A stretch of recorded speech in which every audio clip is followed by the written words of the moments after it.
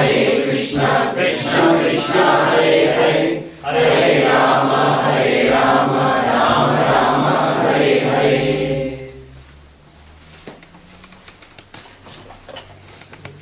Hare Krishna. Hare Krishna. All of you for coming today evening. And from yesterday, we are speaking on a second part of the topic. Yesterday evening I spoke on the topic of Krishna doesn't just provide what we lack, but he also protects what we have.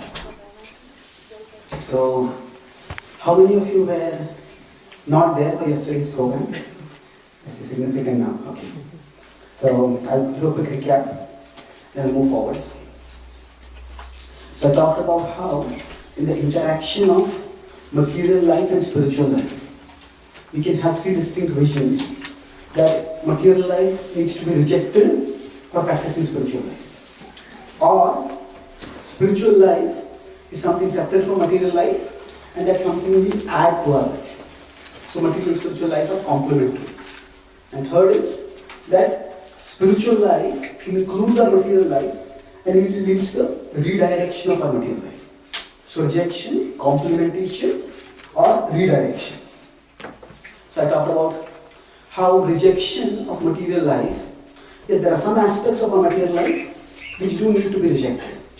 If they're non-devotional, sinful activities, they need to be rejected. But rejection is more a characteristic of the Jnana Marga than Bhakti Marga. Karma romanticizes the world, thinking if I just adjust something, life will become wonderful. Jnana Marga demonizes the world. This world is simply dangerous, treacherous, just get out of it. The Bhakti path, Marga's path, Bhakti Marga utilizes the world. So we don't look at the world or look away from the world. We look beyond the world to Krishna and progress towards Krishna through this world. So if we are too renunciation focused or too rejection focused, then we can become hard-hearted and we can become either proud if we are renounced or feel sorry for ourselves if we are not able to renounce. So rejection is not the primary mode of the Bhagavad Gita in the approach to spiritual life, not rejection of material life. In spiritual life, is it complementary that there's something more that we add to our life, that we start practicing direct devotional activities, worshiping deities, chanting the holy names. Why don't you directly connect with Krishna? And in that sense, spiritual life is about adding something more to our life. But along with that, spiritual life also involves redirecting our existing life. That Krishna says, by your work, worship me. That means, now we discussed that how work itself is not worship. If work were worship, then the donkey would be the greatest worshipper. So, work has to be made into worship. And that service mood, worshipful mood, will come by the direct devotional activities, which we do, which we add to our life. And after that, when we have added Krishna and Krishna-centered activities to our life, then the rest of our life, it is redirected. Redirection means we do it with a higher purpose, not for our own fame, our glory, but for serving Krishna. And I discussed about how we have to deal with difficult people or difficult situations. So I talked about how sometimes in our relationships, if there are some difficult people, like the attendant with a difficult customer in a cloth shop. The attendant sees that I want to please my boss. And although the sale may not happen, the boss is pleased, I will get a raise.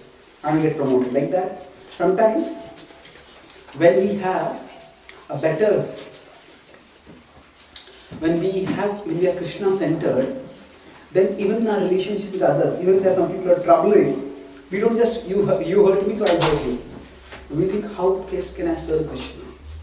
And in that way, we actually become more tolerant, more mature, more sensitive in our relationships. And I talked in that connection about how we can, how in our spiritual life, there is sadhana, our spiritual practices, siddhanta, the philosophical understanding, seva, the services that we do, and there is sadachara. Sadachara is the practical good conduct.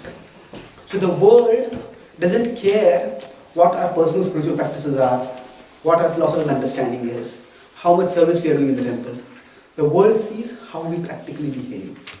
Prabhupada told, how do we know your disciples, your followers? That they're perfect gentlemen, perfect ladies, perfect gentlemen. So our sadhana, our siddhant, our seva, all these should lead to sadachara. We should lead to be getting personally transformed in our daily practices. I talked about Prabhupada. He went and spent some time with an old lady who was near a temple.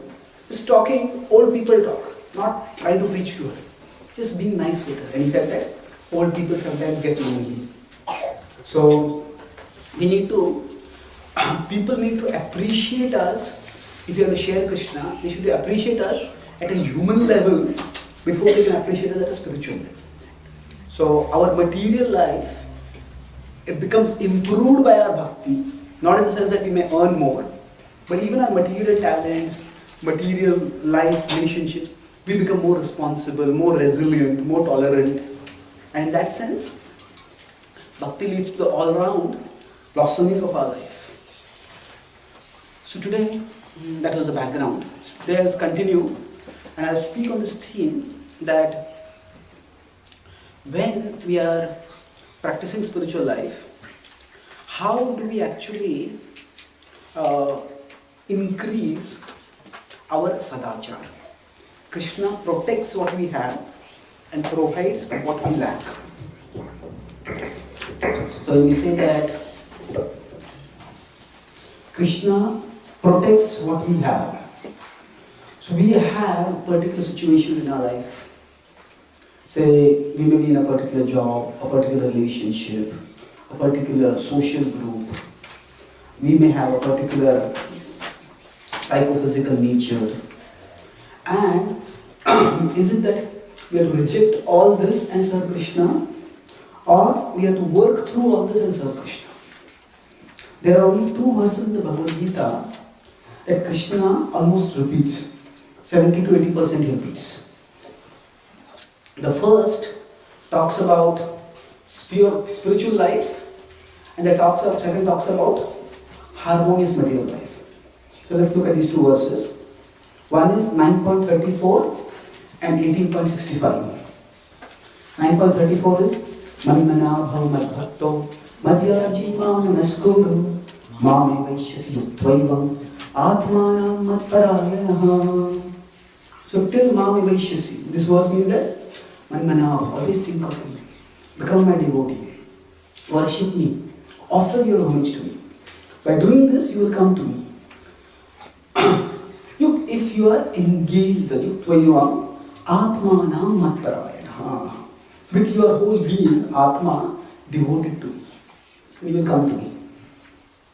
In 18.65, Krishna almost repeats the same verse. Manmana bhav madbhakto madhyaji mam namaskuru mam evaishyasi satyam te pratijane priyosi me.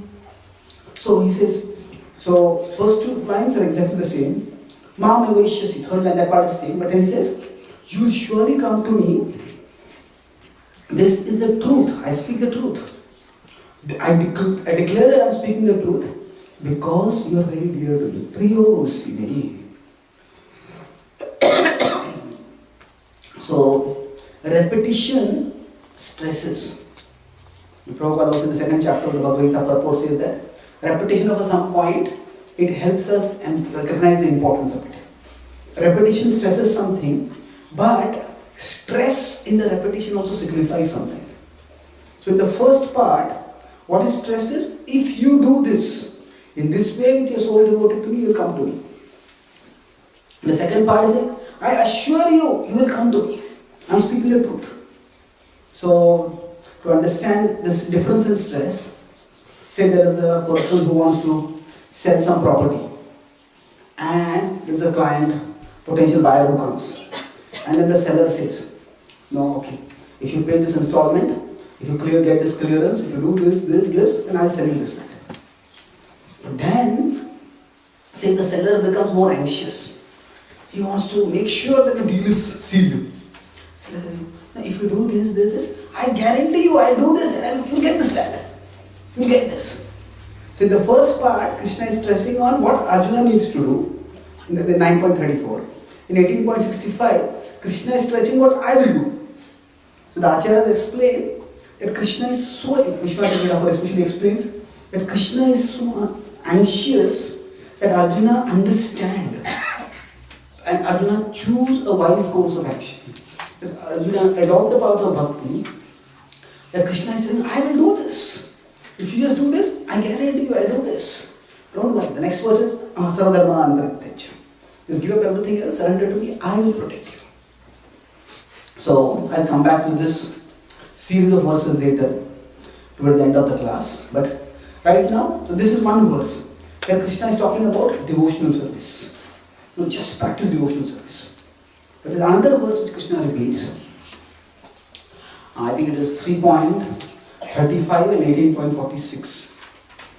3.35 is Shreyan Swadharmo Vigunaha Paradharmat Sunishthitat Swadharme Nidhanam Shreya Paradharmo Bhayavaha.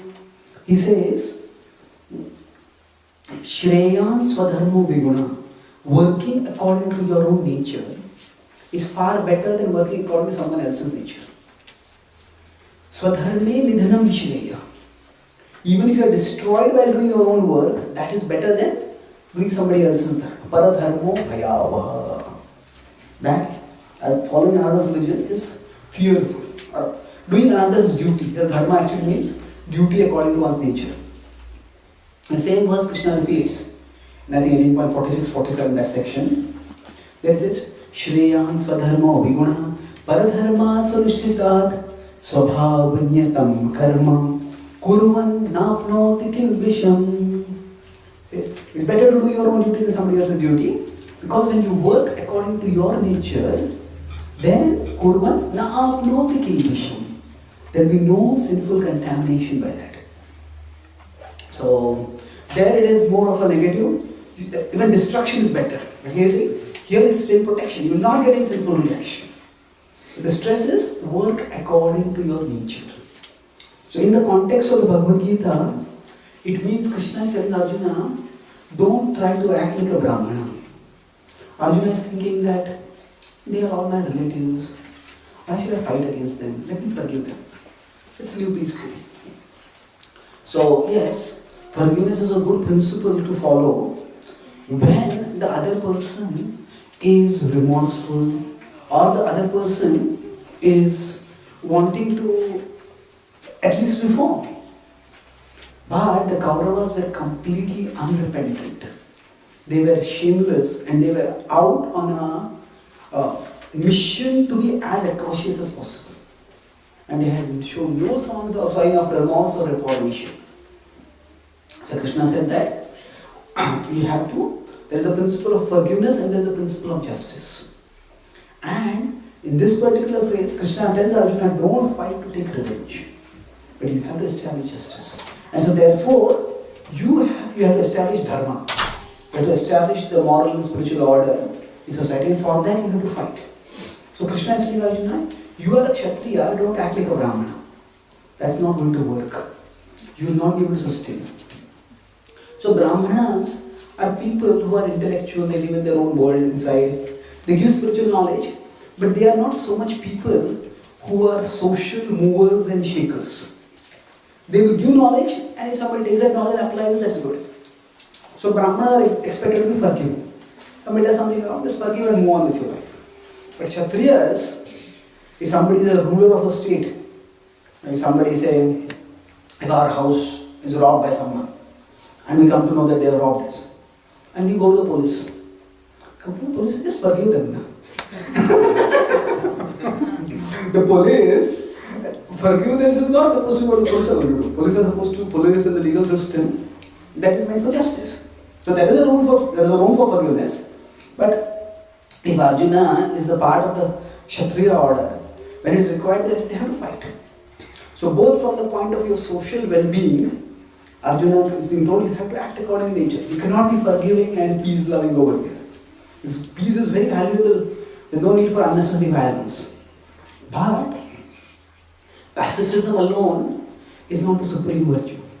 If somebody is aggressive, we have to fight against them. There was an prominent Indian leader who, when Hitler was on a rampage against the Jews, he advocated that no, we should simply be humble and fall at the feet of Hitler. And we should appeal to his higher sense. And then, when his higher sense will actually stop all violence. Now, Prabhupada talked about this as nonsensical non-violence. It's not that we recommend violence per se. No, the point is not to recommend violence, but the point is to recognize that in certain situations, assertive action is called for. Sometimes when there's a lot of violence going on, the United Nations or some other international regulatory body may send some peacekeeping force. Now see, the word itself is peacekeeping force. So, to keep peace, we need force. And force can mean violence. So, violence is simply an undeniable fact of life. When we are infected by some germs, we may take an antibiotic. And what is the antibiotic? We are systematically killing the germ in our body. That's violence. The Bhagavatam says, Jivo jivasya jivanam. One life is one life lives on another life. That's the way of the material world. So, the point Krishna tells Arjuna is, both from the social perspective as well as from your individual perspective. You are a Kshatriya. You may say, oh, I will forgive, I will just remain like a monk, I will remain like a renunciate, I will take some alms and live. He says you cannot live like that. So there's a difference between the Kshatriyas, they take taxes. It's like this. The Brahmanas, they take alms. It's like this. You give in charity. So if a Kshatriya goes and asks for alms, and somebody says, no, I will not give you. Kshatriya, you will take out his soul. How dare you not give me? So he says, a Brahmana, you cannot do that. So he says, you will not be able to act like a Brahmana. Swabhavajena kaunteya nibaddha svena karmana. Kartum nechasi anmohat karishyasya vashopadat. Krishna tells Arjuna that we all have a particular nature and we will act according to that nature. We cannot avoid it. So what we need to do is that we need to act according to our nature for Krishna. So this is also a verse which the Bhagavad Gita repeats twice. But what does it mean? That there are three ways in which we can consider our bodily nature. The body and mind come with a particular nature. There are different ways in which modern psychology may analyze. Some people are extroverts, some people are introverts, some people are more project oriented, some people are more people oriented. There are different natures, there may be different ways in which personality types will be analyzed. But the fact is we all have our own particular natures. Now we can work for our nature or we can work against our nature.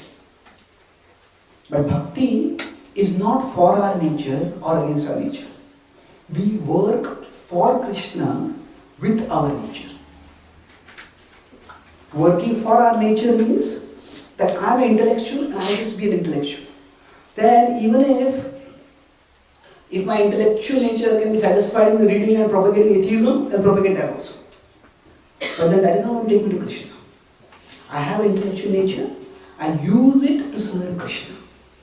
So we see the body and mind as a resource that we have been given and we use it for serving Krishna.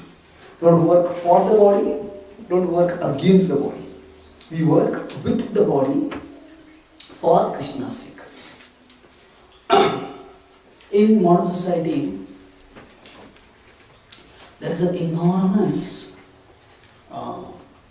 social insecurity that comes because of many people being in incompatible professions. There are certain, say, jobs that are glamorized, and everybody starts going for those jobs. Even if they fit into that kind of job or not, everybody tries to do that. And people can become very miserable because of that. Once there was a court case between a husband and a wife. And the court case was over. The husband wanted their son to become an engineer. And the wife, she wanted their son to become a doctor. And when they came to the court, the judge said, "Why do you need a court case for this? Solution is simple. Just ask the child." He says, "No, we can't do that." So why not? The child is not yet born.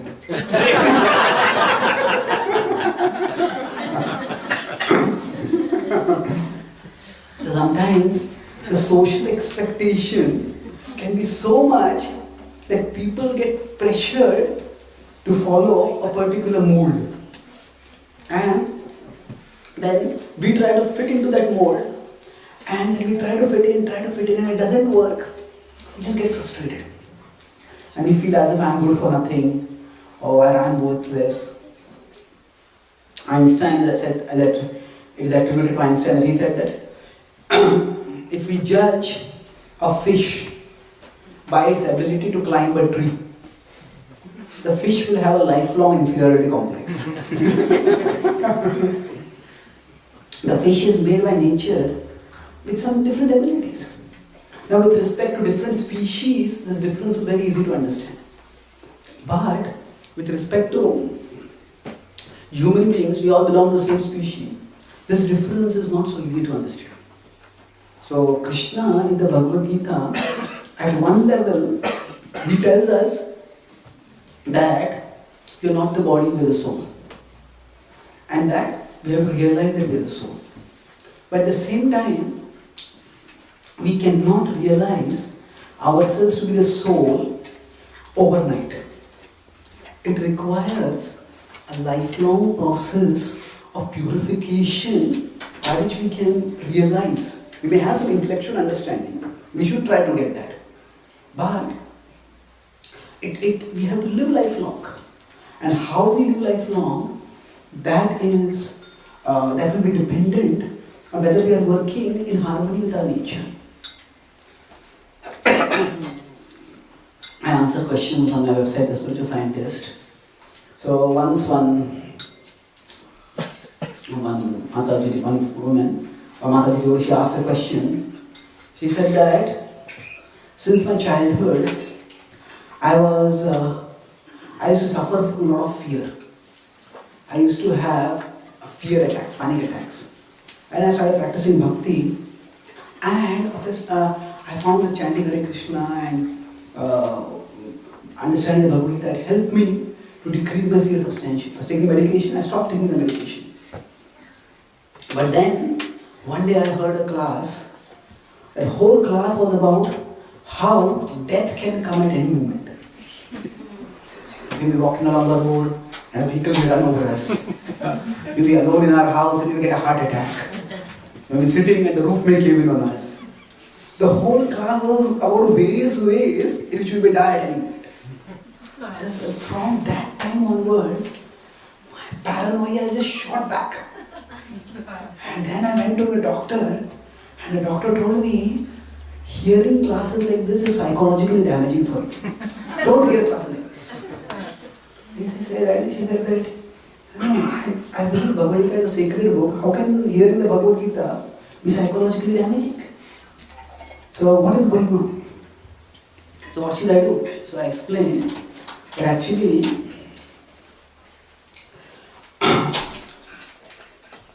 when we hear spiritual knowledge, which part of spiritual knowledge, how it will affect us, that depends on our individual consciousness. So yes, death can come at any time, that is true. But what is the purpose of saying that death can come at any time? We can approach this idea that death can come at any time in the mode of ignorance, in the mode of passion, in the mode of goodness, and in transcendence. In the mode of ignorance, if we approach, death can come at any time. So basically, the modes, Krishna talks in the Bhagavad Gita about 3 modes of material nature. These modes are subtle forces that shape the interaction between matter and consciousness.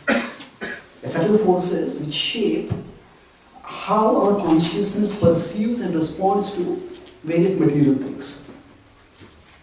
So for example, if we are in a movie theater, watching a movie, and suddenly a fire breaks out. So those who are in the mode of ignorance, just become paranoid, they become petrified. What do I do? Just get frozen over there.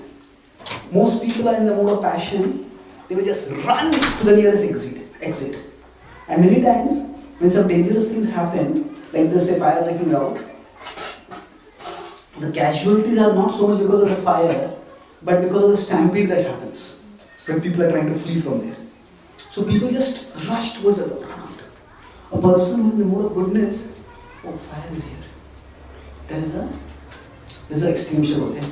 Go against the flow of the crowd, get to the extinguisher and extinguish the fire. So basically, if we consider there is external action and internal contemplation. So in the mode of ignorance, there is neither action nor contemplation. There is just panic, wildness, aprakasho apravrittischa. In 14.13, the Bhagavad Gita, Krishna says that there is neither inner thoughtfulness nor outer action. That is the mode of ignorance. In the mode of passion, there is first action, then contemplation. And we speak something, hey, I should not have spoken that. So, in that mode of passion, many times they said that the tongue has no bones, but the tongue can break bones. We speak something that people get so angry that they attack us. They can break our bones. Or sometimes, the tongue has no bones, but we may speak something which can break other people's hearts. So, without contemplation, there is action. There is a mode of passion. In the mode of goodness, first there is contemplation and then there is action. Think. There's fire over here, there's a fire extinguisher. Let me go there and extinguish the fire. So these modes, we all have these 3 modes within us in different combinations at different times.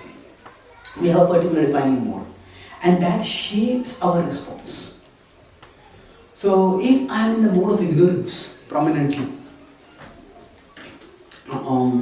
then if I hear about death can come any time. Then what will happen? There is no proper contemplation, no proper action. This is panic, paranoia. So I just get fearful fear. What should I do? Anywhere death can come, anywhere fear can come, anywhere danger can come. So this is very unhealthy. Because I am in the mode of ignorance, so hearing about death makes me just overwhelmed by fear. When I am in the mode of passion, if I hear about death, what happens? I think, I saw an advertisement once in Kolkata when I was going to Mayapur. Enjoy before you become a dirty old man. So the idea is that, yes, it can come at any time, therefore enjoy as much as you can right now. There's a popular TV series in America about one person who was going to die. And then what did he do? He was going to die. He was given 3 months to live. And then he decided to go on various places in the world and enjoy. So one day he was in the Caribbean beaches, another place he was in another beach. And everywhere he was enjoying with beautiful women. And after 3 months got over, by popular demand, he got a life extension. And he kept going through all the places and various places enjoying. So he lived for almost 3 more years. So basically, people think that life is for enjoying, and even if there's death, just deny it and try to enjoy as much as possible. In the mode of goodness, however, what does the awareness of death lead to? It makes us think that, is there any reality beyond death? Let me pursue that. So, in ignorance, see, death means I'm just powerless, I'm direct, I'm helpless. What can I do? I feel sorry for myself. In passion, I think material reality is the only reality. So let me enjoy as much as I can while I am here. But in spiritual, in goodness, we understand that there is another reality.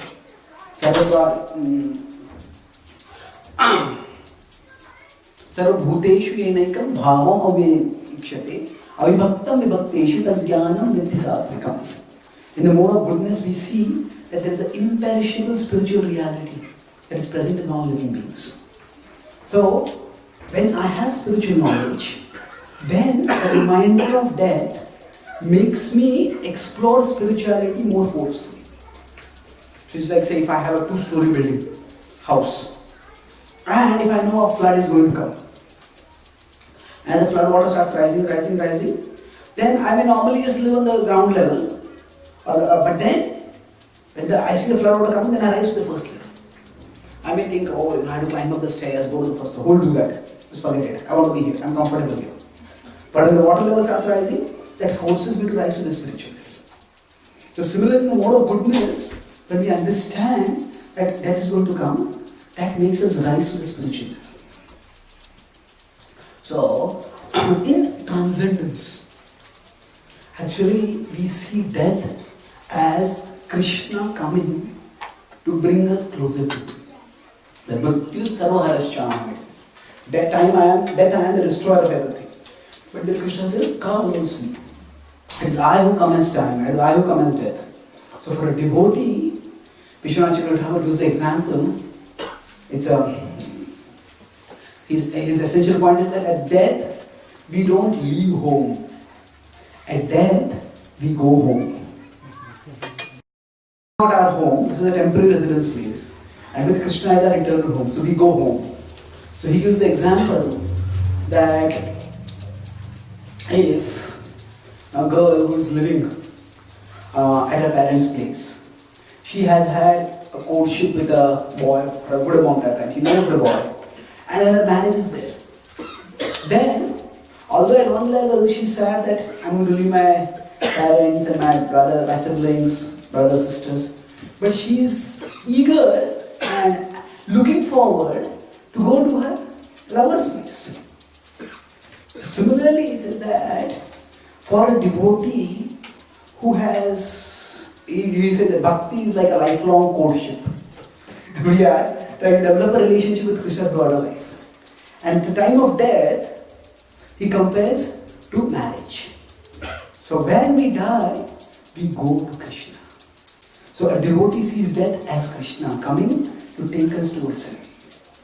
That's a transcendental vision. It's a very elevated vision. So the point which I was making there is that if we are in the mode of ignorance and if we are in the mode of goodness, the same event of death we perceive differently.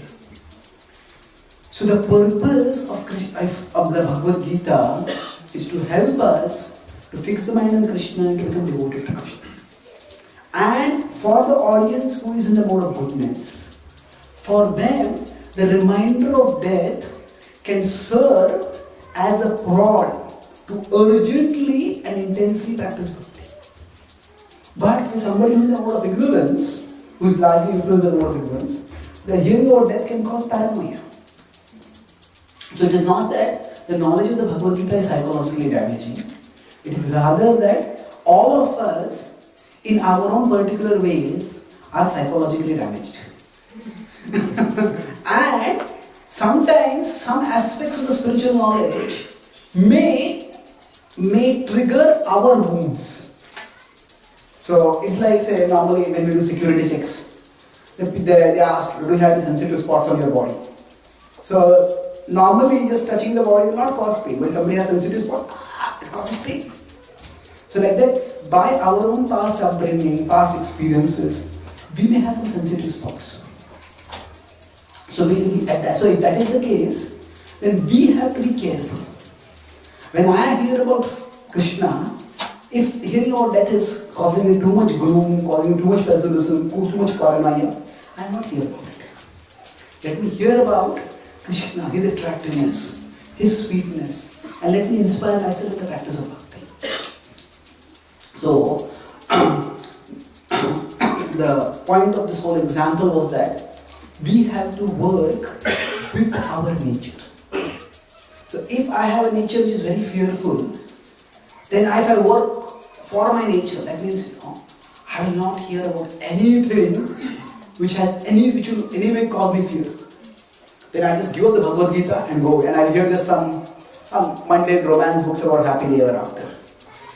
Then I'm denying myself the opportunity for spiritual growth. If I work against my nature, thinking, okay, I'm afraid of, I feel fearful, so let me hear about all fearful scenarios. And hopefully by that the fear will go away. And it will not happen like that. We have a particular nature, we work with our nature for Krishna. So okay, this point puts me off, this point has a negative reaction, I put it aside and move onwards towards Krishna with whatever I can do. This kind of individualized application of bhakti, so that we work with our nature, is very important for the sustainable practice of bhakti lifelong. So here I give an example of how psychologically we will be affected in particular ways.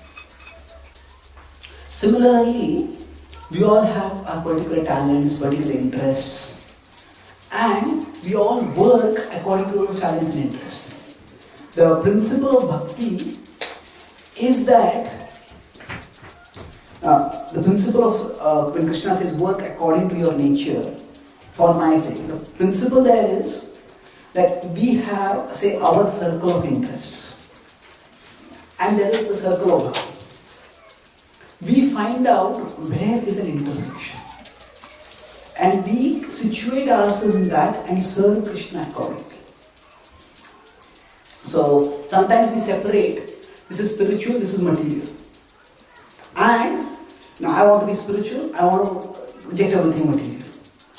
But how do we practically differentiate between spiritual and material? Suppose we hear some joke in a class, and then when the joke happens, and I start thinking, am I laughing for Krishna's pleasure or my pleasure?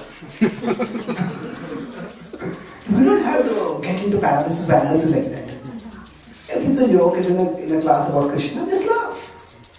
So basically, material and spiritual is not just a matter of, okay, is it connected with Krishna or is it not connected with Krishna? That's one way of understanding. I'm coming to a temple, that's spiritual. I'm going for my job, that's material. That kind of separation is required so that we give due time for our spiritual life. That we give due time so that we chant the holy names, we study scripture, we associate with devotees, we worship the deities, we do some services. But once we have given due time for these direct spiritual activities, after that, we try to spiritualize everything that we do. That means we infuse everything that we do with a service attitude. The essential difference between a spiritual consciousness and material consciousness is, in material consciousness we want to enjoy things. Our motivation is gratification. Whereas in spiritual consciousness, our motivation is contribution. Now, whenever we meet people, our mind often passes comments about them. This person is lazy. This person show off. This person talks too loudly. This person like this. This person like this. Our mind keeps passing comments about people. Different people, different comments. Now, when we interact with someone, when I see that person, I am thinking, what can this person do for me? Then that is material consciousness. If I think, what can I do for this person? That is spiritual consciousness. So what can this person do for me? That is, I am gratification motivated. That's material consciousness. Okay, what can I do for this person? This is service consciousness, this is contribution consciousness. And this is devotion. So sometimes for some people, we may not be able to give them Krishna directly. But okay, how can I help this person rise one step from where they are towards Krishna? So earlier I talked about how we have to work with our mind. If it's too fearful about it, manage with it. Now I'm talking about how we work with the people that are there in our life. So sometimes we classify things into spiritual and material. That's good. It's one level of classification. But everything material is not homogeneous. In the material, there is mode of goodness, mode of passion, mode of ignorance. Or people say in the material, there are some things which are pro-devotional, some things which are non-devotional, some things which are anti-devotional. And they are not all the same. So, when we are in a particular social situation, in a particular relationship with our friends, with our family members, with our colleagues, at that time, you say, oh, all this is mundane. And I don't care for this. Yes, that's one way of looking at it. But a more inclusive way is that this is also an opportunity for service. Bhaktivinoda Thakur is one of our prominent acharyas. And he says that I long for the day when the High Court judges will be adorned with Vaishnava tilaks. That means he's saying basically devotees will become judges. Now how is that going to happen? One way is that maybe devotees get governmental power and they appoint devotees as judges. The other way could be that devotees who are judges are so competent that they get appointed to the top posts because they are so good. Actually, even if devotees get government, but unless we have competent people who can manage things, material things required to manage materially also. If you don't have that, there will be chaos. So as devotees, we are meant to do the best that we can in whatever field we are. So, we don't want to be workaholics who just work all the time and is obsessed with work. But in the time when we are working, we work wholeheartedly. In the time when we are dealing with people, we try to deal with them as nicely as we can. So that means that if this is the social situation I am in, now maybe my family members may not be favorable to my bhakti, my friends, my colleagues may be hostile, or whatever. This is a situation. Now if I am in the mode of ignorance, I just feel sorry for myself. Oh, life is always, this is wrong, that is wrong, that is wrong. Just self-pity is not humility. Humility is Krishna-centered. Self-pity is self-centered. Oh, this is wrong with me, that is wrong with me. This is not working, that is not working. I'm still centered in myself. So humility means not so much to think low of ourselves as to think less of ourselves. Think low of ourselves means to think I am so bad, I am so unworthy. But to think less of ourselves means I am not that important. Let me think about Krishna and let me think about how I can serve Krishna. So, if I am in an unfavorable social situation, if I am in a mode of ignorance, then I just feel sorry for myself. Oh, what can I do? All people are so hostile. I can't do anything. Just give up my practice. In the mode of passion, when we come into a situation, we think that, in one interaction, I am going to convert this person. And by the time this discussion is over, this person will have beanbag in the hand and tilak in the head, and we will agree. We start thinking that I am the doer and I am going to convert this person. when I was working in a company, I had that. Initially, whenever we start practicing any path, there's a new convert zeal, which can often be quite overbearing. So I was working in a company, and most of the time I just hear some lecture along the way, or I would chant my rounds. I had 1 hour drive to go to the company. So when I was working. So then one day, one colleague asked me, "What are you doing?" And then, as I entered the bus, he asked me, and next 1 hour I was giving him a full lecture. What I do, why I do, how I do it. And he was showing some signs of not being interested. I thought, that means I am not preaching forcefully. So I became more forceful. So, after that, for almost a week, normally the buses have 2 doors.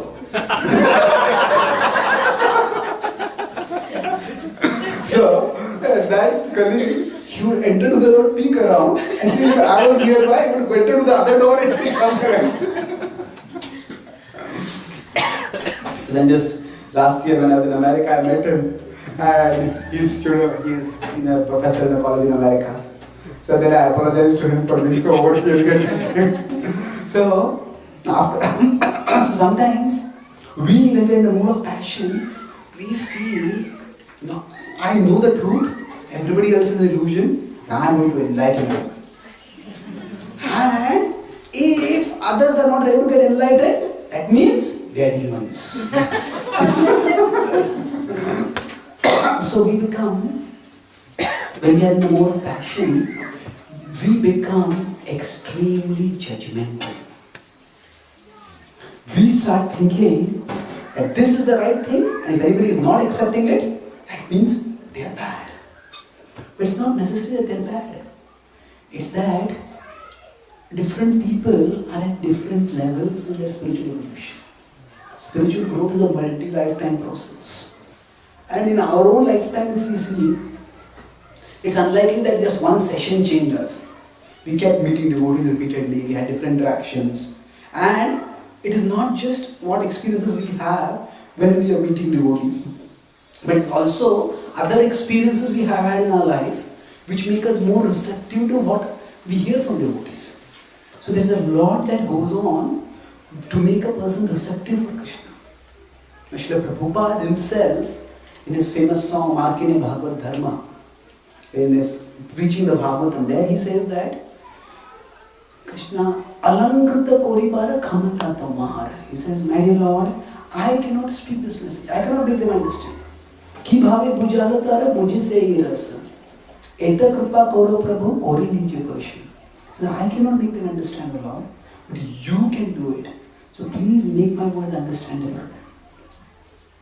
So if I think that I can enlighten someone, then it is I who needs to be enlightened first. That it is, I have to understand that I am not the source of enlightenment. I am simply the agent.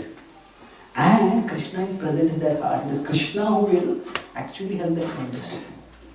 So in the mode of passion we become judgmental, and that can be very alienating for people.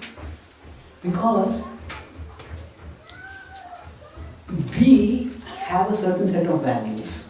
We say these are not my values, these are scriptural values, that's fine. But people have not accepted those values.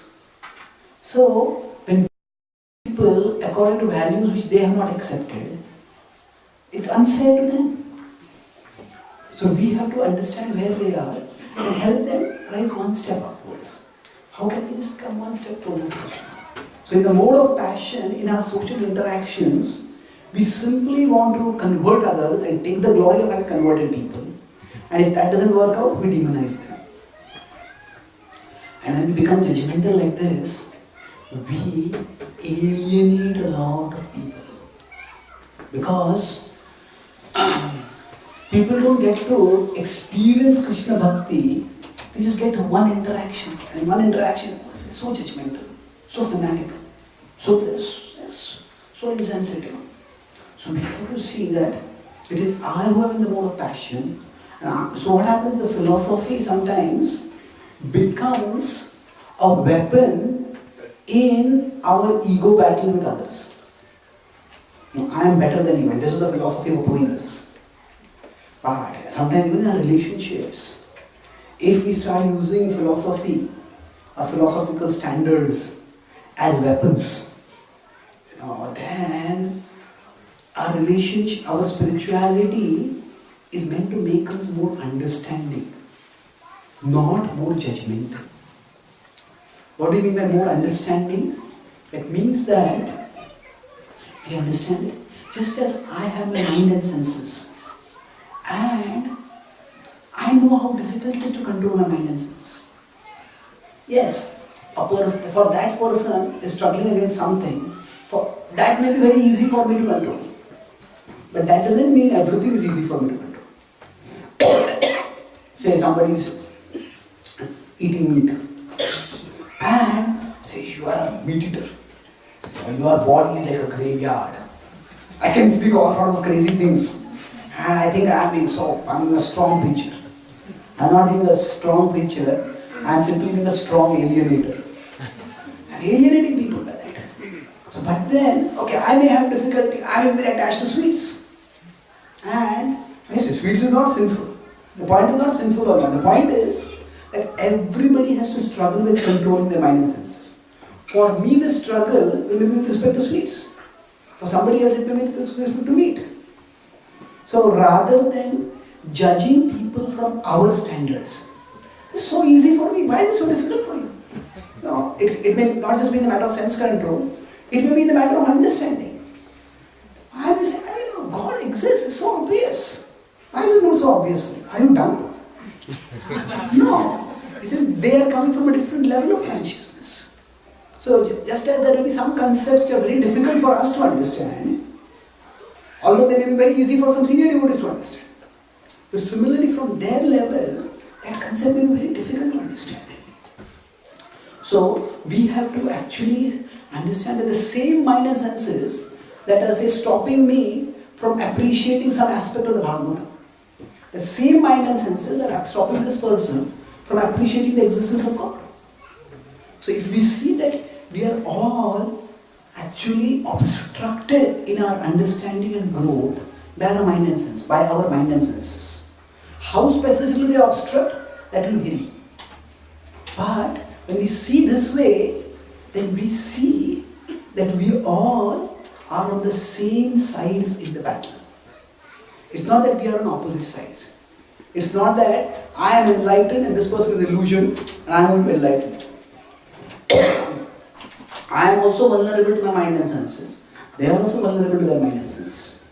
And just as it requires struggle, it requires effort for me to overcome my mind and senses, it will require effort for them. So our spirituality is meant to make us more understanding, not more judgmental. And this happens when we, in our social interactions, are in the mode of goodness. If we are in the mode of ignorance, we feel victimized. All these people are so unfavorable to me. What can I do? I'm just helpless. I give up my practice of bhakti. If I'm in the mode of passion, I think I have to convert everyone. If I can't convert them, they are dogs, hogs, camels, and I forgot, asses, donkeys. So we start using scripture to label people, which is completely inappropriate. It is incorrect also. They are at their level of consciousness. In mode of goodness, we see that they are essentially like us. They are also souls, I am also a soul. I am covered by my mind and senses, they are covered by their mind and senses. So we see from where they are, how can I help them take one step closer to Krishna? So we see every relationship as an opportunity to, every interaction we see as an opportunity to grow in selflessness. I'm always self-centered. I'm right, this is the way it is. But every relationship, even if it is not a spiritual relationship, in every relationship I have to put the other person first. Okay, I would like to do this, but this person thinks like this. Now it's not that we go along with whatever others are telling. We have our principles, we want to follow our principles. But that doesn't mean that we have to demonize others. Okay, this is what I am doing. How can I explain this in a way that will make sense to this person. So that empathy is what we bring to the spiritual table when we are in the mode of goodness. And with that, actually our interactions, if we can become empathic, not judgmental, then our social relationships can improve. Yes, we will have our principles, because of it there will be differences. But we can have differences without having quarrels, without having world wars. We can say, okay, I will live with our differences, we move on. Now some relationships are very hostile and we just have to break the relationship or keep a distance in the relationship. But the point is, how to approach it intelligently, that will come when we understand that I don't have to work for my relationships. I don't have to work against my relationships. I have to work with my relationships for Krishna. Okay, these are my parents, these are my family members, these are my children. So how do I work with them? So I'll conclude with one point about parenting. How do we actually, if we are in some kind of parenting, we have children, or we have somebody who is responsible to, how do we help them to come closer to Krishna? So basically, every human being,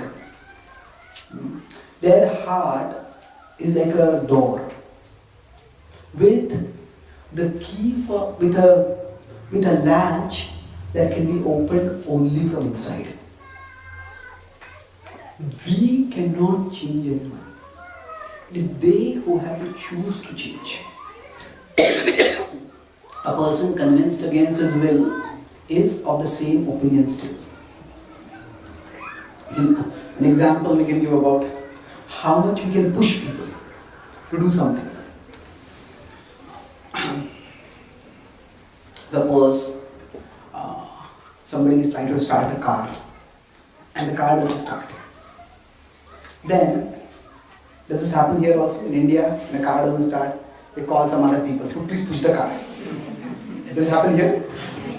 Not so. So, cars are probably, but that's quite common, especially with the cars are not so well made. Car doesn't start, and a few people come along and they push the car. So the person from inside is trying to move the steering and try to change the gears and move the car. The people from outside are pushing, and then together the car starts moving.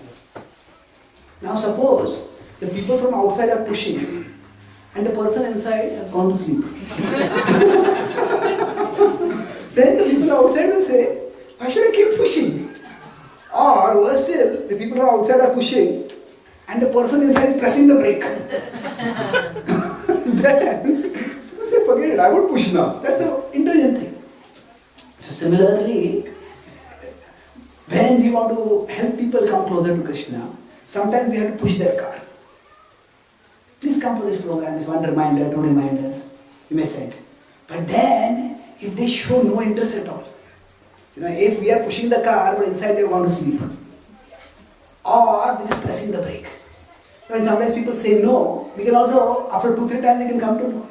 Are they actually saying no because they have something else to do? Or are they just don't want to come and they're coming with some excuses why they don't want to come? So if that is the case, then just stop pushing. So what we have to do, we can push people to some extent. But we can push only when they want to be pushed, ultimately. If they are actively opposed, then just end the interaction on a cordial note, move on. There are the other people who are interested in Krishna. So, as I said, the car can be started primarily from within. Change has to be made by the person themselves. So how can we influence others? Basically, we can only do 3 things. We can share knowledge, we can provide facilities, and we can set example. We can, so as parents, we may want our children to become devotees. So what can we do? We can share knowledge. Why are we doing this? Why should we not do this? What are the consequences?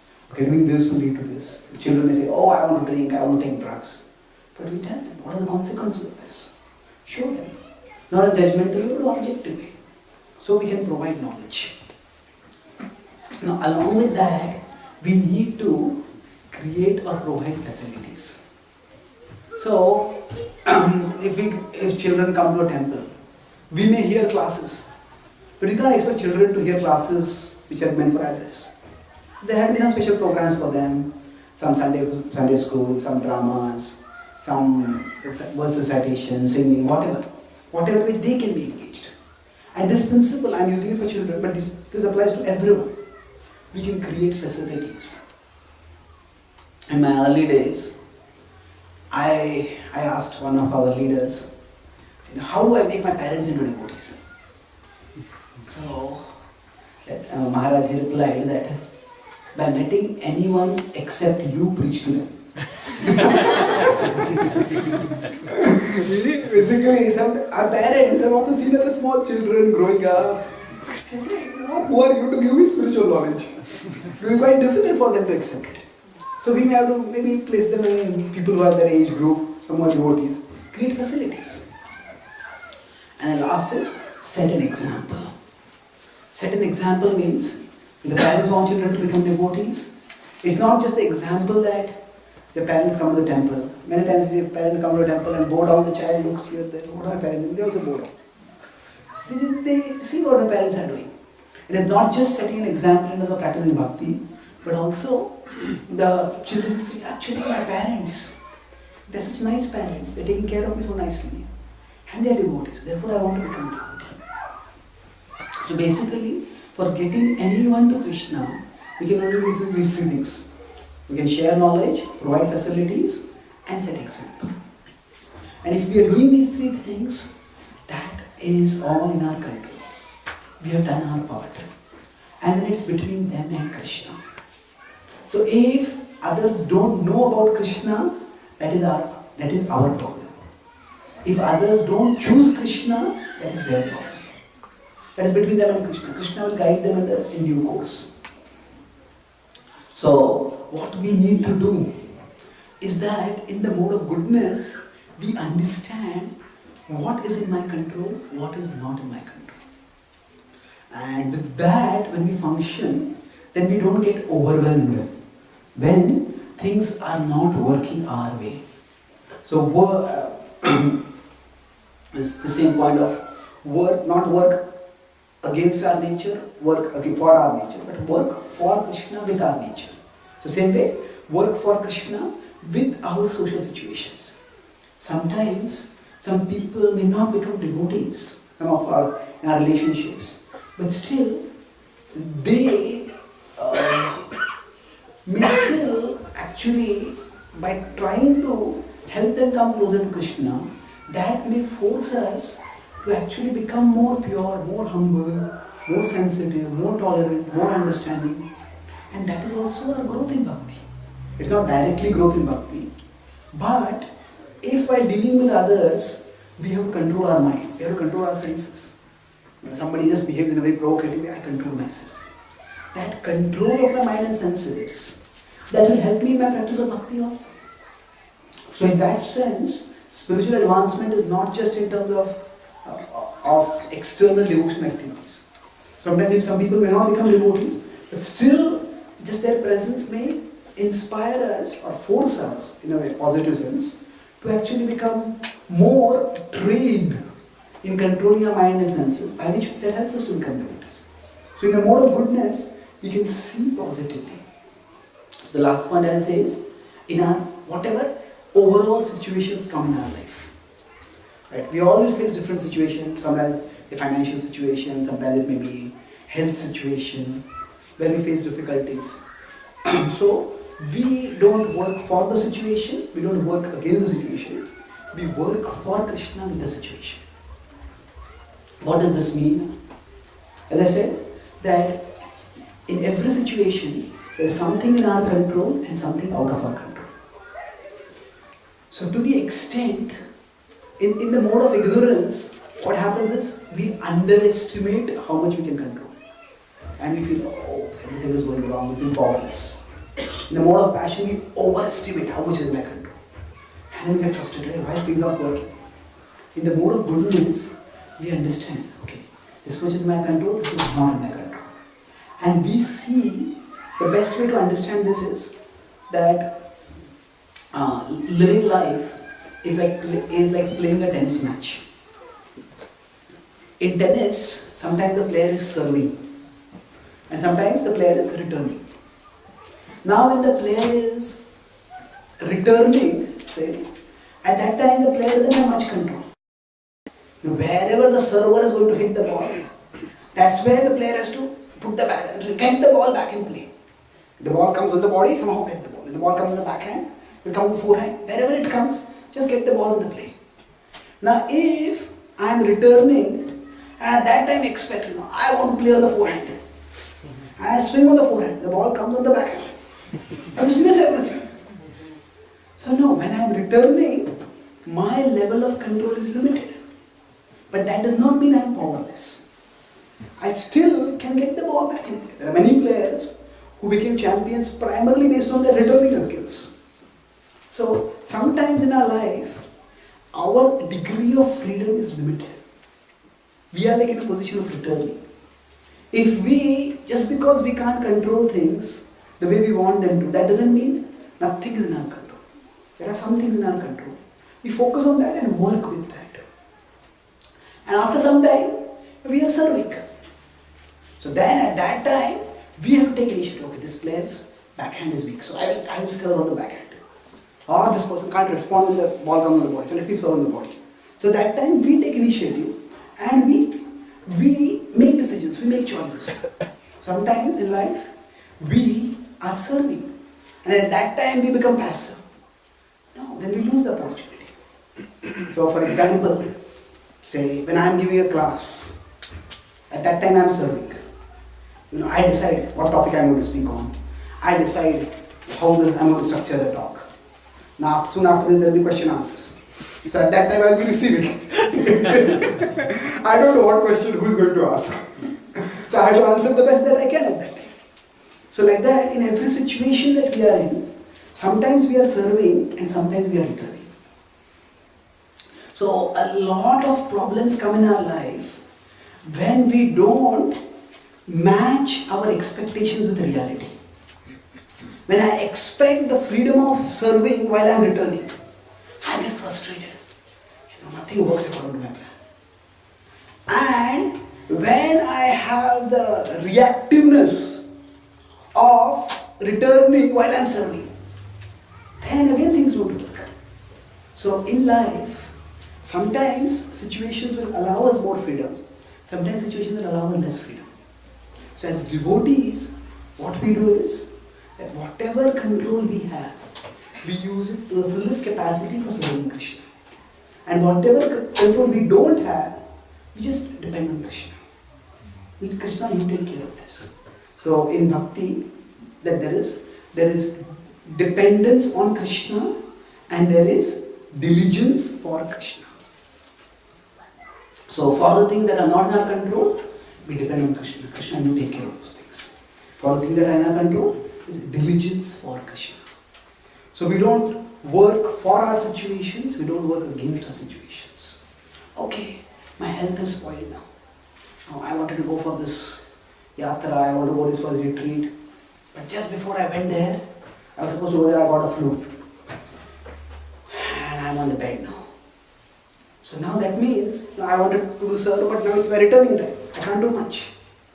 So at this time, if I start resenting, all my friends are there in this retreat, they are having a good time, what is this, I'm just lying here, miserable. Many times, resentment of reality hurts more than reality. If I have flu, it's not very painful. Okay, just I'm weak, I may have to sleep, I may just lie down in bed. But I will be lying in bed, fairly comfortable in a hospital or in my home. But when the resentment is there, then my mind is beating me, whipping me. Why did this happen? Why did this happen? Why did this happen? And I become miserable. So resentment of reality hurts more than reality. So if I understand, okay, this is the time when I'm meant to be returning, not serving. So just accept it. What can I do in this time? Maybe I can read some books, maybe I can hear some classes, maybe I can pray to Krishna, maybe I can do some introspection. We can always find something constructive to do. So working with our situation for Krishna. Whatever be the situation I am in, We understand it may be because of my karma, it may be because of this person, whatever it is, ultimately it is Krishna's plan. So let me try to serve Krishna in this situation. Whatever situation you have put me in, Krishna, please let me serve you in this situation. When you work in this way, even situations that may at one time seem very frustrating, but they will turn out to actually be uplifting. They will turn out that a new door will open for us. It's an aspect of our life which we did not know. Oh, I could do this also. This is something which I can do. If we keep glaring at the doors that have closed, we will miss out on the door that is opened. So Krishna has a plan for us. But for us to understand that plan, we have to stop resenting the frustration of our plan. Just accept Krishna. Whatever you want to accept it, I will serve you. And with that mode, when we work not for a particular situation, not against a particular situation. We work for Krishna with whatever situation we are in. And that actually is a surrender. And whatever situation you put me in, Krishna, I will serve you in that situation. That was Srila Prabhupada's mood. When he came to America, what was his mood? He says, Nachao, nachao, Prabhu, nachao se mate, kashtera putli jatha nachao se mate. Anni achu jati Prabhu, amari nachate, nachao, nachao, Prabhu, nachao se mate. My dear Lord, if you have brought me here to dance, make me dance. Make me dance, oh Lord. Just like a puppeteer makes a puppet dance, make me dance. So he was surrendered. He had practically no idea. I'll come to America.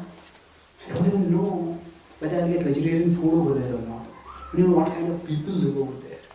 Will they be interested in Krishna? They had no idea. But he was determined to do what he could inside Krishna's service. And what he was going to do, it was up to Krishna. And how Krishna made Prabhupada dance. In the last 12 years of his life, he danced practically making the whole world his stage. He inspired millions of people to practice Krishna Bhakti. Opened 108 temples, wrote over 70 books, circumnavigated the globe 14 times, and created a new chapter in the history of the world for raising people's consciousness towards spirituality, towards Krishna ultimately. That happened because he was surrendered to Krishna. Whatever situation was there, he worked with that situation. He didn't say, oh, this American people are so degraded. What is the use of being here? No. He worked with them and Krishna created opportunities. Wonderful opportunities for them. So when we face difficulties, when I get discouraged, I often read Prabhupada's biography, especially the last 5 chapters of the first volume and the first 5 chapters of the second volume. Because when Prabhupada was struggling in India and then struggling in America. And we see that, it's just when you see how much difficulties he went through to give us the opportunity to practice Krishna Bhakti, we feel whatever difficulties I am going through, they're just insignificant. There's a child who has to take some bitter medicine. The child says, this is so terrible, I don't want to take this medicine. But then the child comes to know that actually that medicine is very expensive and his mother sold her own precious jewelry to get that medicine. Then the child will take that medicine and the child will not be tasting the bitterness of the medicine, the child will be tasting the sweetness of the mother's love. So similarly, yes, we will all have difficulties when we go through our life. Even when we are serving Krishna, there will be difficulties. But the opportunity to serve Krishna itself, the opportunity to practice bhakti itself is a precious blessing. And Prabhupada sacrificed his health, traveling all over the world in an old age to give us the opportunity to practice Krishna bhakti. So when we meditate on that, then whatever difficulties we face, yes, it's no big deal. Just let me do it for Krishna's sake. Let me do it for Krishna Prabhupada's sake. And we find that whatever darkness is there in our life, that will actually bring a new light. Because we will see Krishna acting in our life and transforming us in our life for a better, brighter, sweeter future in His service. I'll summarize. So So I spoke today about how we can work, how we can actually not work against our nature or for our nature, but work with our nature for Krishna. Talk about first how there are two verses in the Bhagavad Gita that are repeated. Krishna talks about surrender, become devoted to me, and first he says, if you do this, you'll come to me. And he says, if you do this, I guarantee that I will do my part and get you to me. Krishna is eager that we come to him. And second part, Krishna says that you work according to your nature.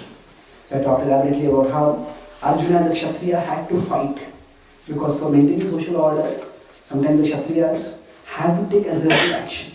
Peaceful forces are required to avoid violence. And Arjuna's own nature meant that he had to work for fighting. That was his nature, if it was necessary. And then in that connection I talked about how working with our body-mind, working with our social situations, and working with the overall situations we find ourselves in life. So for working with our body-mind, I talked elaborately about how is hearing about death psychologically damaging? No, it is. If we are psychologically damaged because of being in the mode of ignorance, then hearing of death can make us paranoid. If we are in the mode of passion, then hearing about death will make us frenzied to want to enjoy. If I am in the mode of goodness, then hearing about death will make me more reflective about focusing on spirituality. If I am in the mode of, if I am in pure goodness, in transcendence, then hearing about death will make me more attracted to Krishna, because understand, death is like a reunion with Krishna. We don't leave home, we go home. I talked about these three modes. In ignorance, there is no proper contemplation, no proper action. In passion, there is first action, then contemplation. In goodness, there is first contemplation, then action. So if certain aspects of the philosophy we find very disturbing to hear, it is not that we have to reject the philosophy, but we have to understand that this is my body-mind complex, this is my nature, and I work with that and move towards Krishna. In our social situations, if we are in the mode of ignorance, if people are unfavorable, we just go into self-pity and feel sorry for ourselves and give up our bhakti. If we are in the mode of passion, then we think that I will convert everyone. And if we can't convert, then we become judgmental and condemn others. In the mode of goodness, we understand that just as my mind and senses are creating trouble for me, at my level of spiritual growth, their mind and senses are creating troubles for them at their level. So our spirituality is meant to make us more understanding, not more judgmental. And that way, we will find that if we become more understanding, more sensitive, then we can help people come closer to Krishna from where they are one step up. So people can be helped only if they want to be helped. The door to personal change can be opened only from inside. We can push a car, but only when the driver wants to move the car, then the pushing is helpful. So similarly, we can push people if they want to be pushed towards Krishna. So to help others change, we can only do three things for them. We can create, we can share knowledge, create or provide facilities, and set an example. And then it's up to them whether they change or not. And lastly, when we face any kind of unfavorable situation in our life, we don't work for that situation or against that situation. We work for Krishna with that situation. That means it's like tennis match. Sometimes we are serving and sometimes we are returning. So we need to moderate or adjust our expectations according to the reality. So if we are returning, just accept that. I have limited control. With the limited control, what can I do right now? When we have opportunity for taking initiative, now let me do more. So when we have that service attitude, then we can adjust our expectations with our reality and do the best with what we have. And Srila Prabhupada himself is an example of this kind of surrendered devotion. When he went to America and in a situation where he had no knowledge of kind of people who were there, people who were very unfortunately degraded, he worked with them to pray to Krishna, make me dance. And he inaugurated a new chapter in world history where now Krishna Bhakti is available for millions of people all over the world. So by remembering the difficulties he has gone through, in giving us the opportunity to practice Krishna Bhakti, we can become inspired. Even amongst our difficulties, they're not that much. Just like a child may feel the medicine is bitter, but remember that the mother has sold her jewelry to get this medicine. The sweetness of the mother's love makes the taste of that bitterness of that medicine insignificant. So like that, by focusing on the sacrifice of Srila Prabhupada and his followers in giving us the opportunity to practice Krishna Bhakti, we can just put aside our small difficulties and wholeheartedly practice and move towards Krishna. Thank you very much. Hare Krishna. So are there any questions or comments? Yes, A common sloka in Bhagavatam, Kayena Vacha Mansena. Yes. So how do some people say that, do we have to change our nature, or we just, like some people are in a business of butchery, some people are in a business, in a suit, like in a 4 category, like it says that in any of the 4 categories Okay, you are yeah. born. Can you explain? So is it that we have to change our nature? Say if somebody is a butcher, can they be a butcher for Krishna, or do they have to change their profession? So I would say, even if somebody is a Shudra, somebody is like a general assistant, it's not necessary that they have to be identified with particular professions. One can work even as a Shudra in various different professions. So a butcher's profession is anti-devotional because it is involving direct violence. So it's best that that person try to make some arrangements to shift to some other profession. So it can be according to their nature. So that's like working for our nature. A Kshatriya likes to fight. But that doesn't mean that Kshatriya is meant to fight and kill innocent people. There has to be purposeful. They fight only when there is a purpose. They fight at that time. So, an intellectual may like to study. But they should study spiritual books, philosophical books, not mundane books, not atheistic books, and become atheistic.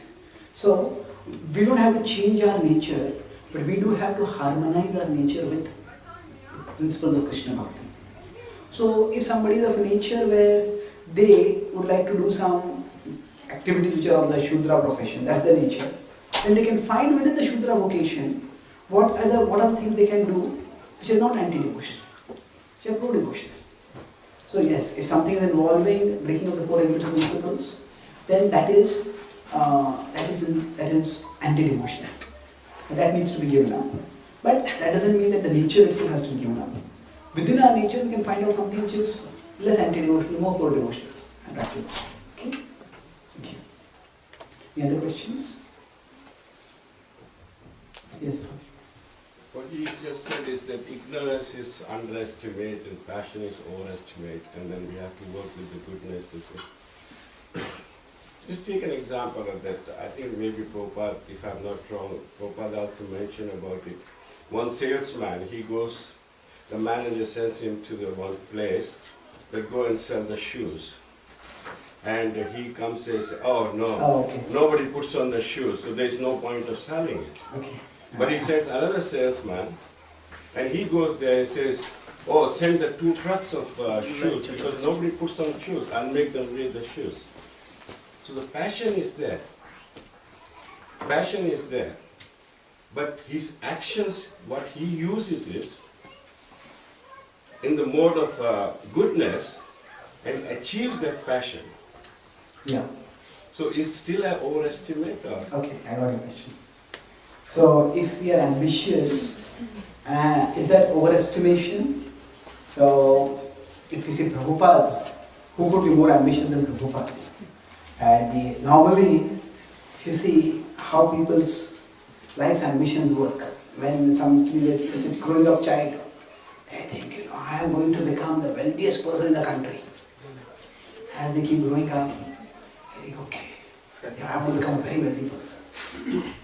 And as they keep growing up, by the time they finish their college, they get a job, it will be good. So we have big dreams, but when life beats us down, then our dreams start becoming smaller and smaller. For Srila Prabhupada, he had so much difficulties. He tried to start an organization. There's a conspiracy which pushed him out of the place where he was living.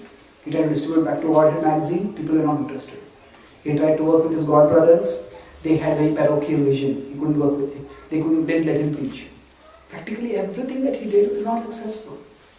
And then at the age of almost 69, 70, what is he saying? I want to go to America.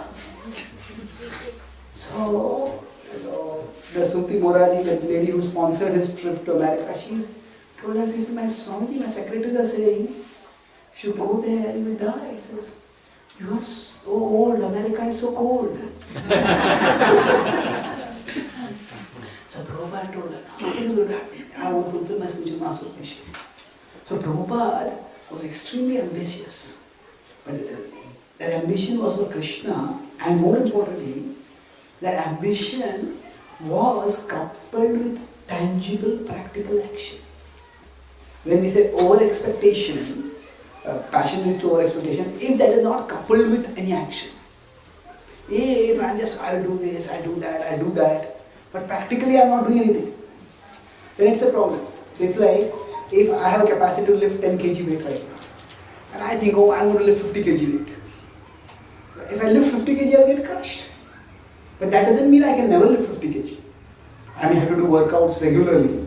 And if I keep doing that, maybe over a period of months or years, I'll come to lifting a huge weight also. So Prabhupada, nothing is wrong in having there's a difference between ambition and expectation. Ambition is what I want to do. Expectation is what I will get from life. So ambition is more focused on the mode of contribution. What am I going to do? Expectation is what is life going to provide me. So life is not going to provide us a bed of roses. We'll have to work hard. And Prabhupada is ready to work extremely hard, go through many obstacles, and he was always going step by step. So we all need a vision for our life. This is what I would like to do for Krishna. This is what I want to do with my life. But for that vision, it shouldn't be so divorced from our real situation that we are never doing anything to actualize that vision. You can have an inspiring vision, but we take steps gradually to move towards that vision. So it said that when you have vision, when we are developing a vision, we expand our perception so that we have an inspiring enough vision that makes us work hard. But when it comes to execution, contract your vision, or contract your focus. So that what is the step I can take right now? One step, and that way we move on. Does that answer your question? Yeah, this passion with the goodness Yes. work together. This passion, I wouldn't say that having a high ambition is necessarily passion. It can also be goodness. But the important thing is that we work in an intelligent way. Okay. Yes, any of the Matajis have questions? Yes, please. I was wondering how we can understand when we're doing outreach, the difference between working according to our nature, like more extrovert, and just being influenced by modification or materialistic kind of consciousness. Sorry, can you repeat the question? Yeah. Are you asking that if we are more extrovert, then is it that we are in the mode of passion? Or is it that, for example, myself, I'm more extrovert nature, and sometimes find it hard to understand if I'm using my nature to attract people to Krishna, or if it's being influenced by motivation, like desire. Okay, on, yeah. or- So if we are extrovert, and then we use that extrovert nature to attract people to Krishna, then is it that we are actually in the mode of passion, or are we serving Krishna? Yeah, sometimes it becomes difficult to determine gratification or contribution. Yeah, okay. So it's not necessary, is it for contribution or is it for gratification ourselves? What are we doing it? No, we don't have to necessarily be constantly separating that. It is like, say, if we have a particular nature and we serve according to that nature. Now, if I like to speak, I'm speaking for Krishna. Now, is it that I have no desire at all that I be appreciated, that I be praised for my classes? And if I wait for that, I will never be able to speak over Krishna. But it is not that in order to get appreciated, I will speak simply some mundane jokes, speak some point and nothing related to Krishna. But that will make me popular. So basically, like I said, we have our nature and there is the service of Krishna. There are two circles. We find the intersection and we situate ourselves in that. And while doing that, so while working with our nature for Krishna, there is also the natural, the desire for appreciation can be because of the ego, but it can also be because of just our human need for reciprocation. So, if we do some service and we want some reciprocation from others, that's just a human need. But the important thing is, even if we are not appreciated, what do? Do we keep serving Krishna? And if we are appreciated, do we think that now everybody is understanding how great I am? Are you thinking, Krishna is using me in this way, so I'm grateful to Krishna, let me serve him more. So when we are appreciated, if we see the Krishna connection, pass on the credit to Krishna, and then continue to serve Krishna, then that is positive. That is how we should work. So it's not so much in the mode of passion, because we all have certain amount of passion within us, and we can't wish it away. We have to work with whatever we have. So if I have a lot of passion within me, then the sadhana that I do, that is what will keep me to some level in goodness. And I work with the passion, and I don't work for the passion. Work for the passion means if I'm distributing books, now I want to be the number one, and I'll be the number one by hook or by crook. So, in the early days of our movement, it happened sometimes that some devotees, they had their bus party, they wanted to distribute books. And there's another bus party. So one devotee woke up early in the morning and just punctured the tire of the other bus.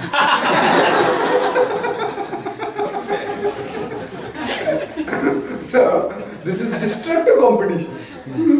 Of course, when the devotee was told, he learned and apologized sincerely.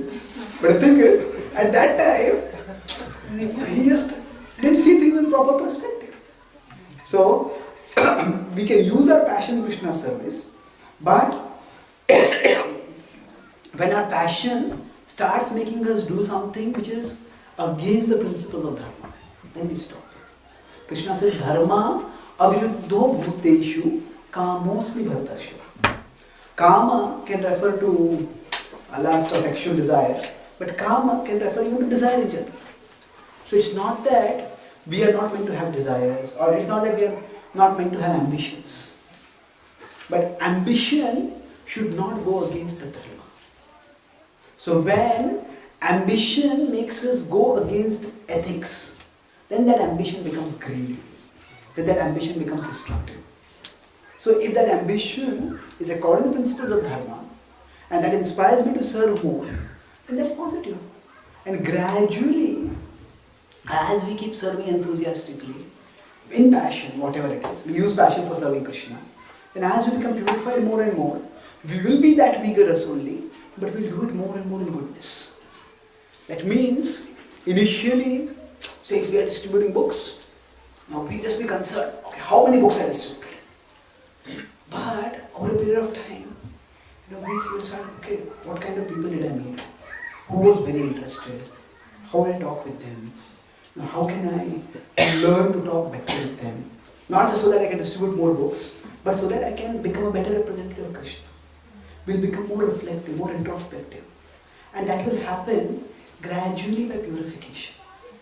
So, even if there is some desire, there is some passion, because there is some desire for even glorification. I am such a good preacher, I am such a good book distributor, I am such a good singer.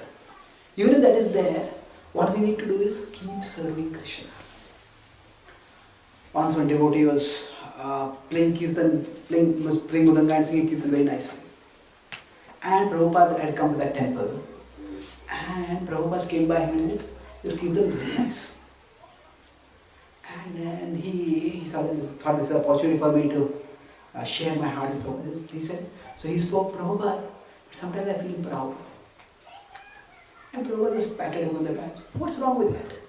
And walked away. I said, what's wrong with that? There's so much wrong. No, the point was, what Prabhupada was saying is, that sometimes we think that if I do a service nicely, then I will become proud.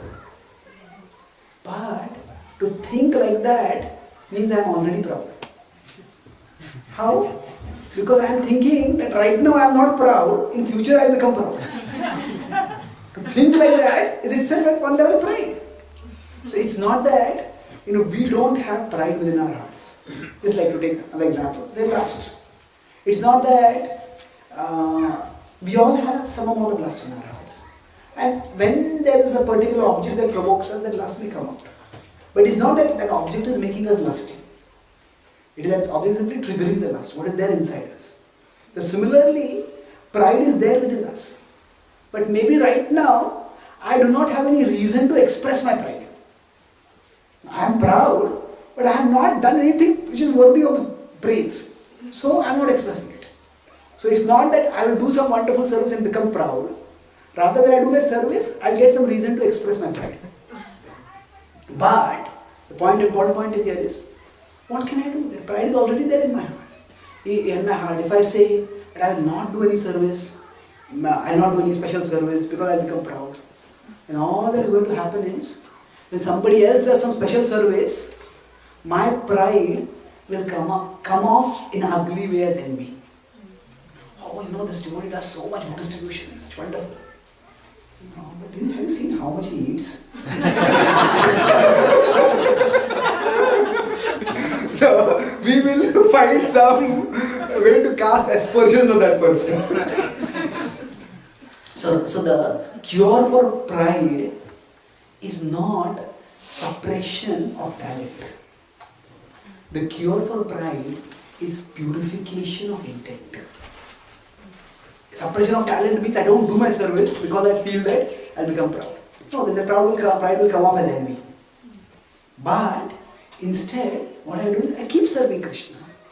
And as I keep serving Krishna, that service to Krishna establishes a connection with him. And when that connection is established, after that connection gives me a higher taste. And once we get that higher taste, then we realize, okay, the joy of remembering Krishna, the joy of serving Krishna so much that even if nobody praises me, it doesn't matter so much. Now when I started giving classes for the first time, I was very conscious how many people praised me for my classes after the class. And one time I gave a very well prepared, very well delivered class. At least I thought it was well prepared and well delivered. All the thoughts flew very nicely, connected very nicely. But after that class, no one appreciated the class. And I was feeling so irritated. And then it struck me, actually, while I was preparing the class, I was absorbed in Krishna. I was happy. While I was giving the class, I was absorbed in Krishna. I was happy. Because after I gave the class, I was not absorbed in Krishna and I was unhappy. So I realized that even if somebody comes and praises me, few moments, but the absorption in Krishna is actually a far greater source of fulfillment. So it's not that I am free from that desire. It was just quite a revelation for me at that time. And I would not have got that revelation if I had not spoken. I thought that, I'm so proud I cannot speak about Krishna. It is when we connect with Krishna, when we serve Krishna, then we get the higher taste of serving Krishna. And it is that higher taste which gradually frees us from the lower taste. That is what will lead to the purification of intent. So I am speaking about Krishna because I want to remember Krishna. I want to help others to remember Krishna. If others appreciate, it's nice. I will learn more about how I can serve better. But that's not the primary thing. So that's how even if we are in passion, we just keep serving Krishna enthusiastically. We don't transgress the boundaries of dharma. But even if we have pride, even if we become a little proud, actually Krishna will purify us of that pride. He will give us the higher taste. And through that higher taste, we will realize that the taste from glorification, from pride, is not really worth the distraction from Krishna that it leads to. And that way, we will become purified of the pride. Does that answer your question? Okay. Great. Any other questions? Yes, please. Sure, really. I heard that Prabhupada say that ISKCON is a Brahmana making factory, and today's class was mostly on utilizing whatever nature we have in Krishna's service. So is it that over a period of time we change our nature and become Brahmana? Or Yeah. So Prabhupada said that ISKCON is a Brahmana making factory, but today I talked about working according to our nature. So is it that we all will become Brahmanas eventually? But specifically I have not heard this specific code is called the Brahmana making factory. Prabhupada said that, he says, I came to the West looking for Brahmanas. I am looking for Brahmana, that's what Prabhupada said. But then Prabhupada also talked about Varnashram. That was about engaging everyone in Krishna's service. So, will our nature change? Is it that a Vaishya or a Shudra will become a Brahmana? Now, in our moment, we do give Brahman Diksha. But if you see, even after we give Brahman Diksha, the person may still be doing a Vaishya job. They may still be a businessman. Or they will be doing Kshatriya job, they may be managers. They may be doing Shudra job, whatever it is. So, for us, Brahmana is more a marker of the mode of goodness. And it is a, Brahman Diksha is a qualification for deity worship.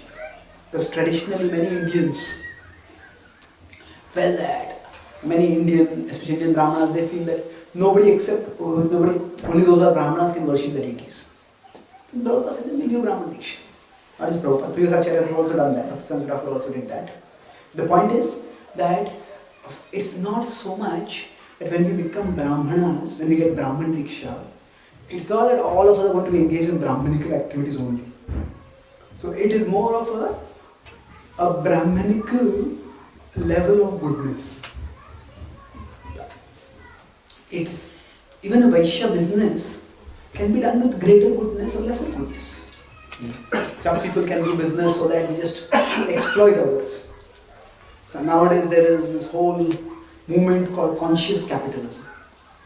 Many corporate companies, they want to have corporate social responsibility. What are they giving back to the society? They have charity which they give. So there is some trend towards higher consciousness. Even activities which are primarily Kshatriya, they are primarily Vaishya. So what happens to us when we practice bhakti is, by the practice of bhakti, the mode of goodness increases. And we will work according to our nature. But we will have a greater amount of goodness in whatever we are working. Now of course, Krishna can do anything. And sometimes some person's nature can be changed. But we don't have to make the change of nature as an essential parameter for practicing bhakti. It's not that every single devotee has to live Brahmanically in terms of Brahmanical work, Brahmanical karma, Brahmanical profession. No, devotees can, whatever work they are doing, they do it for Krishna. But we try to get a more Brahmanical level of goodness. And that does come by the practice of bhakti. Okay? Thank you. Yes, regarding judgmental thing which you have explained, you have covered most of them. I just have this question, Prabhuji. Like when some of our devotees, I see in ISKCON, we try to judge other devotees outside ISKCON, like even though if they are praying Vishnu or Venkateshwara like that, so they say like sometimes they are too ritualistic or like that. And I see the main reason they give is because the process they follow is wrong. And so that is the reason why they try to judge them. But I remember a small story which the other day in the class they mentioned about Ramanujacharya being to Puri temple, and then like he was trying to change the process in the Vedic process. He is trying to teach devotees. Similarly, we are trying to change them. Yes, they're trying to change. He's trying to change the devotees. The so you are saying similarly we are trying to change other people? Is that what your point is? Not really. So what is your question? I mean, how is that example adding to the question? In that story, what I found is like Krishna appeared in the dreams of Ramanujacharya and says to get out of their place and all. Okay. And the way how they're praying is fine with me. Okay, that's true. So my question is that whether Krishna is looking at the conscious or the bhav of the devotees, not the process. That's my understanding. So whether can we judge them or not in that way? So sometimes we devotees may judge devotees from other traditions and say that their process is too ritualistic and he may speak negatively about them. But isn't Krishna looking at their consciousness primarily? In every tradition, there are three kinds of statements. There are exclusive statements, there are pluralist statements, and there are inclusive statements. Exclusivist means this is the only way. Pluralist means you follow your way, let them follow their way. Inclusivist means yes, they are following their way, but actually there is one way which will ultimately lead to the goal, and we are going to the highest destination. So now, all these statements serve a purpose. And if you don't understand the purpose, then they can be misunderstood. Just like in Christianity, many Christians quote, Jesus said that, I am the way and none shall go to the Father except through me. Now if you see, this statement is kind of exclusive statement, this is the only way. These are meant to create focus. They are not absolute statements. If they were absolute, what about all the people who were born before Jesus came? What about all the people whom Jesus' message never reaches? What about all the children who die before they are born? Either because of miscarriage or abortion or whatever. Are they going to go to hell forever without any chance for redemption? So I'm not going to get into Christianity, I'm talking about the principle here. That these statements are like if a patient goes to a doctor and the doctor says, okay, take this treatment. And the patient says, no, but I went to this doctor and this doctor said this. And I went to that doctor and that doctor said that. And I went to that doctor and that doctor said that. The doctor will say, forget whatever any doctor told you. You just take this medicine, you'll be cured. Now when the doctor may say, forget whatever anyone else told you, that doesn't mean that all the other doctors are false. But right now, you take this treatment.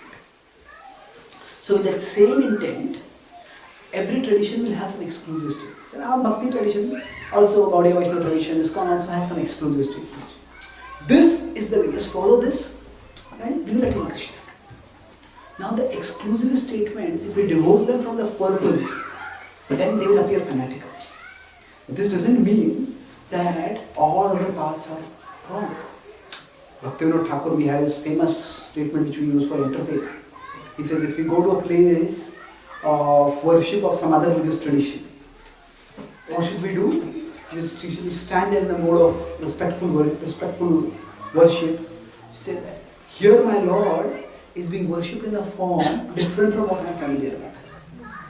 And although I cannot understand the particularities of their worship, but the fact that my Lord has assumed this form to attract these people, but that increases my appreciation for the mercifulness of my Lord, how He accommodates everyone. And it increases my devotion to the Lord in the form which I am in. So He is appreciating in a very pluralistic sense. They are worshipping in their way. Krishna is so kind that He manifests in so many different ways. When Prabhupada was in Iran at that time, he was talking to some devotees in the background. The recitation of the namaz prayer started. And Prabhupada stopped his preaching and he closed his eyes and he folded his hands in a reverential mode. And then he heard the full recitation of the namaz prayers. And then when he opened his eyes, his face was bright, his eyes were bright. He said, wasn't that beautiful? One of the devotees said, Prabhupada, wouldn't it be better if they were chanting Hare Krishna instead of Allah or Allah? And Prabhupada took pain. He said, why are you making me sectarian? We are worshipping God in our way, they are worshipping in their way. So we appreciate that they are moving towards God consciousness in their way. So this is pluralist statements. So according to time, place, circumstance, if we are practicing bhakti and somebody says, should I do this, should I do that, just do this, you will advance. But if somebody is already committed to some other path, then they will elevate by their own way. So that inclusive statements. There are people who worship at the level of fear, desire, duty and love. So you want to worship at the level of love. So there are different levels like that. So the important thing is that if statements which are meant for one purpose are applied to another purpose, exclusive statements are meant to create focus. But if they are used to judge others, then we become fanatical.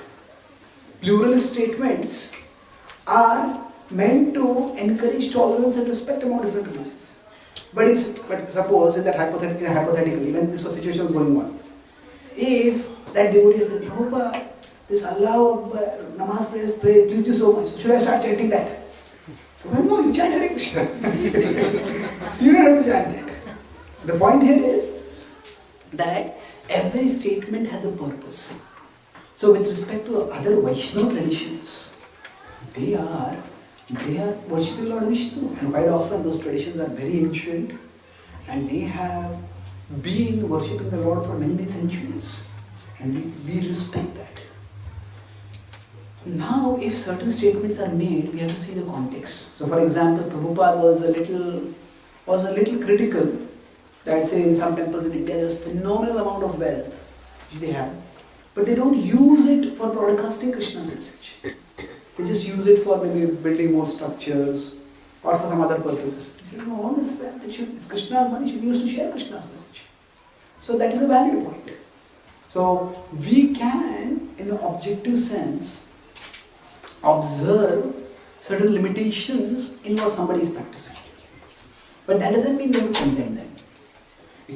So generally, if somebody is a nominal follower of some other path, Prabhupada with respect to the Christians, he had two broad approaches. If somebody is a nominal Christian, then they're just born in a Christian family but they're not practicing anything. Then Prabhupada would encourage them to practice Krishna Bhakti. But if somebody was a committed Christian, then Prabhupada would encourage them to understand the Bible better and follow the principles of the Bible better. The same way, if somebody is born in a Sri Vaishnava family or some kind of Vaishnava family, but they're not really practicing that much, then we can encourage them to practice Krishna Bhakti. But if they're committed to that, we don't have to damage their faith there. We don't have to judge the practitioners over there. We can just, you're practicing that, continue to practice that more nicely. I met one Sri Vaishnava scholar, and he read Prabhupada's Bhagavatam commentary, he read it Bhagavad, and he said that, he says, I have read so many Bhagavatam commentaries till now, but I have never seen a commentary that correlates the Bhagavad Gita and the Bhagavatam so beautifully. So this is what Bhaktivedanta Swami has done. So he appreciated that, and he recommends his followers that you read, if you want to understand how to apply Bhagavatam today in your life, read Bhaktivedanta Swami's commentary. But he is not telling them you become Hare Krishna devotees. They are his followers, they are following that tradition, that's fine. So often, when some devotees make some judgmental statement like this, we have to see where those statements are coming from. What is their purpose? What is the consciousness from which they are coming? Sometimes what happens for us is that we are a little insecure about our own path. And then if we see somebody else's path, we think that the rightness of my path will be confirmed when I can establish the wrongness of their path. Doesn't have to be like that. Sometimes some statements will just come out of insecurity. If that is happening, there is no need to confront that. So that insecurity will have to deal with in their own way. But if we find some devotees are judging, then better avoid those devotees or avoid the interaction which is at judgmental level. And we can have other devotees who are not so judgmental and they are more understanding, more appreciating. We need to have commitment to our path. And for that we need to have a healthy appreciation for what our traditions provide us. Prabhupada has given us a very vibrant process of sadhana. Prabhupada has given us a lot of clear philosophical understanding. Prabhupada has made the whole tradition very accessible to us where we are. And Prabhupada has created a whole international movement where we can get shelter. So I would say that all this is not so much available in other Vaishnava tradition. They are very, very wonderful, but sadhana, and they have many great scholars, but they often are they're too philosophical and very little practical. People don't feel that message relevant to them. So there's a prominent Madhava scholar. He wrote almost like 50-60 books on Madhava Vaishnavism, Madhvacharya Sampradaya, and he wrote in one of his last tracts. He said that Madhava Vaishnavism is to survive and spread. He said that we have to actually write more books at the level where people are at. And that is what ISKCON has set an example there. So we present the message in a way that is applicable for people. So there are many strengths in what Prabhupada has given us. We can appreciate that and we can be secure in our faith without needing to disparage or criticize or judge other people's faith. Does that answer your question? Yes, yes. Thank you. Thank you. Yes. Okay, so thank you very much for your kind attention. And so my first visit to New Zealand. So thank you for tolerating me for all this time, especially today was quite a long class. And I'm very inspired. I'm very inspired to be here and to see how so many devotees are so vibrantly practicing bhakti. And I'm grateful that I was able to be of some service to you. If I have committed any offenses during any of the talks or any of the interactions, I seek forgiveness. Vancha kalpatarubhasya kripa sindhubhyaya patitanam pavanebhyo vaishnavebhyo namo namaha. Shri Prabhupada ki jai. Gaur Bhakta Vrinda ki jai. ISKCON Wellington Bhakta Vrinda ki jai. Hidai Gaur Pranam. Thank you very much. Hare Thank you. HG Chaitanya Charan Prabhuji ki Prabhupada ki jai.